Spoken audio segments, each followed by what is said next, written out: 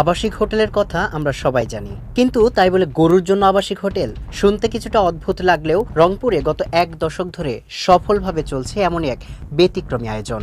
স্থানীয় ব্যবসায়ী আশানুর ইসলামের হাত ধরে প্রায় 10 বছর আগে শুরু হওয়া এই গরুর আবাসিক হোটেল হয়ে ওঠে ওই অঞ্চলের পশু নিরাপত্তা ও ব্যবসায়ীদের আস্থার এক অনন্য প্রতীক।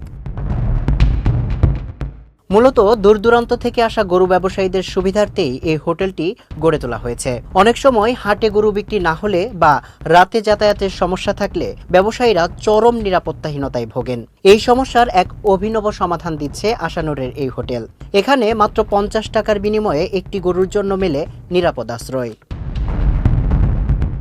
নিছক নামেই হোটেল নয়, সেবার দিক থেকেও এটি বেশ গোছানো। প্রতিটি গরুর জন্য রয়েছে আলাদা থাকার জায়গা, রাতে মশা ও ঠান্ডার হাত থেকে বাঁচার ব্যবস্থা এবং সার্বক্ষণিক নিরাপত্তা।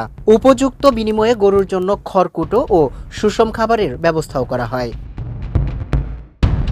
ব্যবসায়ীরা জানান, মাত্র 50 টাকায় এমন নিরাপদ ও নির্ভরযোগ্য ব্যবস্থা মেলায় তারা চোর বা ডাকাতের ভয় ছাড়াই নিশ্চিন্তে ঘুমাতে পারেন।